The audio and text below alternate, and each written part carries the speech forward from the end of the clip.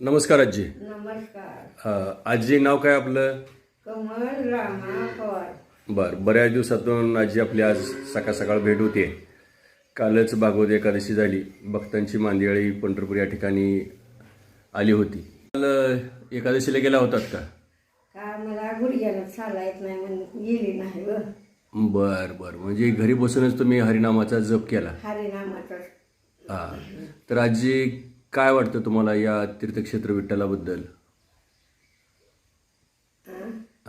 विठ्ठलाबद्दल काय वाटतं तुम्हाला? विठ्ठला म्हणलं लई हितोय मला रातून द्या घडी म्हणलं गळा येत नाही. राबम देवा धर्माच्या ओव्या रातून द्या म्हणलं तर नासळा गुजरात देण्यात राहतं पण गळा येत नाही.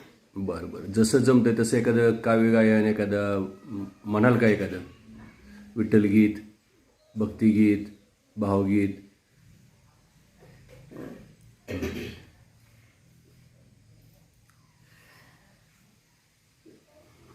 म्हणून द्या हां म्हणा की.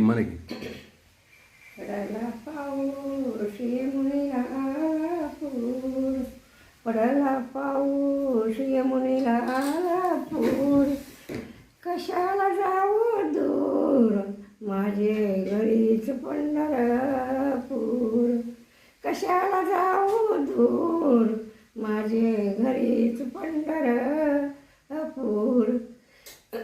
विठ्ठल माझा पिता, विठ्ठल माझा पिता, रुक्मिणी माझी माता, रुक्मिणी माझी माता, ह्या आई बापाची करते सेवा, ह्या आई बापाची करते सेवा, कशाला जाऊ दूर माझे घरीच पंढरपूर, कशाला जाऊ दूर माझे घरीच पंढरपूर.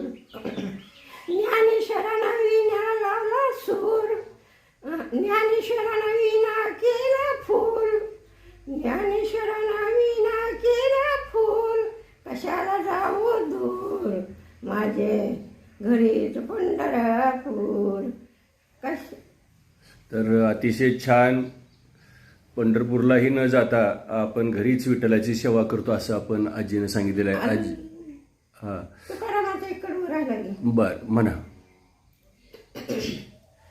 कशाला जाऊ दूर माझे घरीच पंढरपूर, तुकाराम